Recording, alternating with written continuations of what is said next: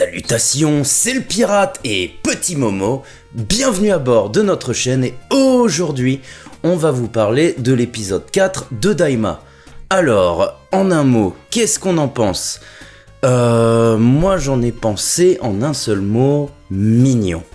Maintenant, est-ce que Dragon Ball doit être simplement mignon ? Je ne pense pas. Je ne pense pas non plus que Dragon Ball est fait pour attirer seulement les regards des petits. Alors, j'ai entendu des gens, et en fait c'est ça, c'est que moi, j'ai le droit de ne pas aimer. Parce que maintenant, j'ai l'impression que Saint Daima, il ne faut pas émettre un avis négatif sur le sujet. Je ne fais pas ça par plaisir. J'ai envie d'aimer Daima. Mais pour l'instant, ça ne me donne pas l'envie d'aimer, d'être un fan hardcore de Daima. On a le droit de dire, je vois des gens ne comprennent pas mon avis. J'ai le droit de ne pas aimer Daima comme vous avez le droit d'aimer Daima. Moi, je ne m'y retrouve pas en tant que vieux fan. Je trouve que Daima a un sacré souci de scénario, c'est creux, c'est plat, c'est une ressucée de DBGT en moins bien, c'est très enfantin, trop enfantin, et il n'y a pas de... pour l'instant, sur 4 épisodes, je n'ai pas ressenti un enjeu majeur, horrible, catastrophique, il se passe rien. L'épisode 4, c'est une série de scènes. Donc là, par exemple, il y a Goku qui est là, oh, on nous tend un piège, le géant arrive, il le défonce, 50 mètres après, ils avancent, ils font 50 mètres, boum, ils tombent sur une auberge, l'auberge des bonbons, putain, ça, les bonbons aussi, ça pue. Oh bah... Moi, c'est barré dans les toilettes. Les bonbons, parlons-en des bonbons, ça me fait très, mais alors très très peur. Surtout les bonbons de fusion 3 personnes, si le cliffhanger de Daima c'est Goku, Vegeta et Piccolo, parce que je soupçonne que ça sera Piccolo, on parle beaucoup des Namek, ça va tourner autour des Namek pas mal je pense, et alors là ça me fait très peur. Tu me fais une triple fusion, là oui peut-être dans les fantasmes de fanservice peut-être, mais non quoi, enfin ça ressemblera à rien, en plus ça fera tout tomber sur le lore de Dragon Ball, puisque là pour le coup tu dois être à peu près de puissance égale, donc non. Enfin bref, je vais pas m'étendre là-dessus, mets de côté le lore Dragon Ball, Daima en tant que tel, je comprends pas en fait pourquoi les gens sont très très fans de Daima en 4 épisodes, alors que ça ne raconte pas grand chose, c'est juste très joli, ça faut l'admettre, c'est très très beau, mais en dehors de ça, vous chiez sur des BGT qui, à mon sens, avaient apporté quelque chose. Ça a été rushé en 64 épisodes, là on en aura 20-25, donc je vois pas comment ils vont pouvoir développer tout un univers en 20-25 épisodes, à moins qu'ils se focus juste sur un univers. Parce que des BGT, il y avait eu les Tsuful, il y avait eu la fusion C17, Omega Shenron. Moi je trouvais que justement, je défends un peu des BGT et je vous invite à regarder des BGT dans la version japonaise, parce que beaucoup l'ont vu en version française, et moi j'avoue la version française elle est horrible, on dirait un fumeur en fin de vie, Goku, enfin c'est pas possible, mais en japonais il y a des bons passages, et il y avait ce côté enfantin, mais il n'y a pas le côté bébé que je retrouve dans Daima, c'est trop gentil, trop bébé quoi, et il y avait un côté un peu dark en fait dans DBGT, et donc il y a ça, et oui, là on est vraiment dans du pur enfant, et je comprends pas en fait comment les gens peuvent cracher sur GT et en même temps encenser Daima. Donc en fait ce qu'il vous faut c'est juste des beaux graphismes, et voilà, c'est joli, il n'y a pas besoin d'un vrai scénario. Enfin, il y a un début de scénario qui qui se met en place. Donc on en sait un peu plus sur Goma, on sait que c'est une vraie ordure, il fait payer des taxes et donc du coup il enlève de l'argent, de la vie pardon, des gens s'ils payent pas leurs taxes. Donc on se rend compte que le pays des démons n'est pas forcément rempli de méchantes personnes, il y a des bonnes personnes, donc un peu esclaves, mais ça c'est pompé de chez pompé de DBGT, il y a déjà eu ça, donc encore une fois, on a une vraie ressucée de DBGT quoi, et je trouve en moins bien. Les raccourcis comme Goku quand il était petit il volait pas, donc on va mettre le gaz, mais le gaz te permet pas de voler, mais te permet de voler quand même un peu. Donc en gros, vous marchez, mais quand ça nous arrange scénaristiquement, tu voles, t'as le droit. C'est pareil, le gaz, il y a aucun sens, ils en parlent à chaque épisode, mais c'est lourd, t'arrives pas à bouger, et puis dès que tu te bats, c'est super rapide. La chorégraphie de fin contre la gendarmerie, je la trouve folle et bien faite, mais il est où l'intervention du gaz là-dedans, puisque le gaz... Goku il a l'air de s'en foutre en fait. Voilà, c'est mignon. Encore une fois, me prenez pas pour un hater, mais je trouve que on est très indulgent avec Daima et Dragon Ball. Quand j'entends les gens dire c'est du Toriyama, le retour et tout, non, c'est du Toriyama en fin de vie qui était blasé depuis des années de cette série. Enfin, depuis Dragon Ball Z, Daima, il est blasé de sa série, donc Daima n'apporte pas grand-chose. Est-ce que aussi cette excuse de « ouais, on sait que c'est du bonus, alors ça va ».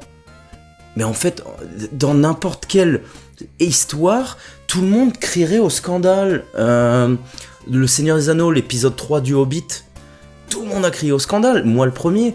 La dernière trilogie de Star Wars, tout le monde a crié au scandale. Est-ce que vous verrez un fan de Star Wars dire « oh c'est du bonus, on s'en fout ». Non, en fait, à chaque fois qu'il y a une série Star Wars qui sort, tout le monde crie au scandale. Oui, moi, oui. Et en fait, Dragon Ball, là, je sais pas, c'est peut-être parce que Toriyama est mort, paix à son âme, mais les gens sont vraiment indulgents sur ce qui se passe autour du monde de Dragon Ball. Vous crierez totalement au scandale si Oda vous fait un travers comme ça et vous chie un scénario de merde à la fin de One Piece. C'est pareil pour tout en fait, mais pour Dragon Ball je sais pas ce qui se passe. Daima, tout est bon, s'il vous faut juste des beaux graphismes et un scénario creux, parlons-en quoi. Enfin, le fait est que le scénario pour l'instant les amis, il se passe pas grand chose, enfin ok il pose les bases, mais les bases tu peux, enfin je sais pas, DBGT ils étaient direct dans l'aventure, il y avait déjà des problèmes quasiment dès le début. Là ils posent les bases, ok tu comprends que Dabra devait être un roi plus ou moins correct, en tout cas pas forcément bon mais au moins correct. Goma est une ordure, il marche dans le niveau 3 du monde des démons parce que on sait pas, parce que ta gueule c'est magique, c'est que t'as le mec qui travaille tous les jours dans le monde du niveau 1, mais il faut quand même passer par le niveau 3, puis le niveau 2, donc on va se taper le niveau 2.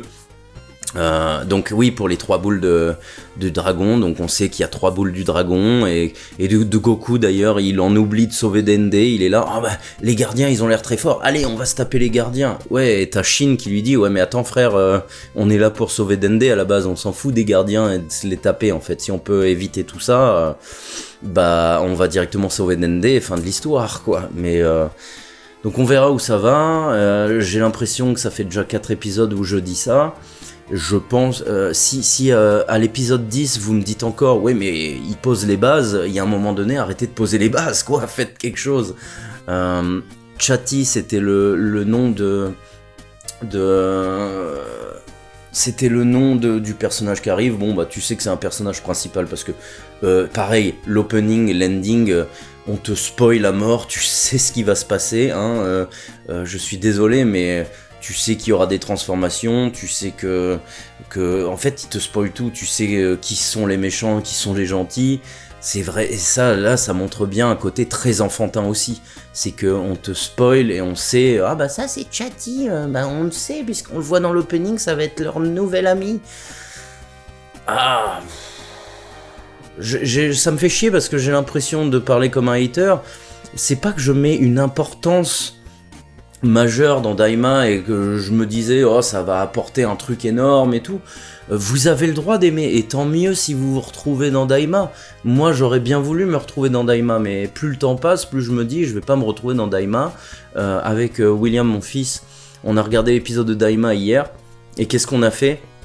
Juste après on s'est enchaîné Dragon Ball, parce que c'est notre rituel, je vous le dis, et on est en plus à Tenkaichi Budokai 22, avec Tenshinhan, Krillin qui meurt, donc t'imagines... Autre atmosphère, autre sensation. Oui, graphiquement, c'est peut-être moins beau, alors que, bon, je trouve ça beau dans le sens que c'est dans le jus des années 80. Il y a la patte de Toriyama de l'époque et je trouve ça mignon. Mais encore une fois, c'est mignon, mais c'est sérieux. En plus, là, tu te prends un gros coup de sérieux quand Krillin meurt. Mais là, c'est tellement téléphoné le scénario, et puis j'ai vraiment l'impression de voir un DBGT bis. Donc en fait, ça prouve qu'ils ont rien compris. C'est que t'as tout le monde qui a toujours chié sur DBGT, et ils te refont un DBGT bis. Et si c'est pas le SSJ4 qu'on t'apporte, mais une fusion de 3 bonhommes ensemble, et puis pas Gohan, parce que Gohan, tu comprends, il vient même pas aux fêtes de famille, parce que il étudie ou il fait des recherches. Ouais, ça aussi, ça commence à me saouler. En fait, il crée un monde qui te démonte après. On en a parlé avec un ami. Bordel, ça aussi. Toriyama, qui a passé sa vie finalement à démonter tout ce qu'il a construit, et ça nous le prouve encore aujourd'hui. Mais par exemple, un truc flagrant c'est une aparté, mais Bardock, super badass, personnage badass des années 90, le film de Bardock, c'était un enculé de Saiyans, parce que les Saiyans est un peuple d'enfoirés qui colonisent et qui tuent toutes les autres planètes. C'est pas des bons gars, mais Bardock était le bon gars parmi les mauvais gars. C'est que Bardock n'était pas un mec bien, Bardock n'était pas un mec gentil, mais Bardock était un gentil parmi les cons en fait, mais ça restait quand même une ordure qui colonisait et qui allait tuer des peuples, les décimer pour prendre les bénéfices de leur planète. Toriyama en 2018, le film est très bien, mais il a démonté ça. T'as l'impression que Bardock, c'est un mec c'est un petit gars, un petit Saiyan de niveau inférieur, qui a sa petite famille et qui veut sauver son fils et qui l'envoie sur la planète Terre, quoi. Alors qu'à la base, c'est pas ça. Et en fait, c'est complètement démonté tout le temps, quoi. Et Vegeta, pareil, il en a rien à foutre que la planète Vegeta disparaisse. Et bim, sur Namek, qu'est-ce qui se passe ? Oh, souviens-toi, tue-le au nom de notre peuple. C'est complètement de la contradiction depuis toujours. Et Daima, oui, on te chie un DBGT bis. Plus gentil, plus mignonné, mais voilà quoi, enfin... Ça n'amène nulle part, donc... En fait, pour les 40 ans, il aurait fallu faire un reboot avec les graphismes qu'ils sont capables de faire aujourd'hui, comme dans l'épisode 1 de Daima, là où tu vois les reboots de Boo. Là, tu me fais ça, je suis heureux. Mais en fait, Daima me rend pas plus heureux que ça. Ma fille, quand elle aura quelques années de plus, elle pourra se mettre devant Daima et dire « Ah ouais, Dragon Ball, c'est cool ». Et puis quand elle grandira, je lui dirai « Ouais, mais attends, Dragon Ball, si c'est cool pour toi ça... je vais t'emmener et on va regarder Dragon Ball, et là tu comprendras ce que c'est. » Et moi ce qui me manque, c'est le double sens de lecture, c'est ça, c'est que pour les enfants, il n'y a pas une double lecture adulte, c'est dans l'esprit woke aujourd'hui, pas de sang, pas de vulgarité, pas de blagues potaches, c'est dommage. C'est dommage. Moi, l'humour, désolé les gars, je peux pas être d'accord avec vous. L'humour Toriyama, c'est pas juste pipi caca prout et c'est pas gentil comme ça. À la base, Toriyama, c'est quand même assez.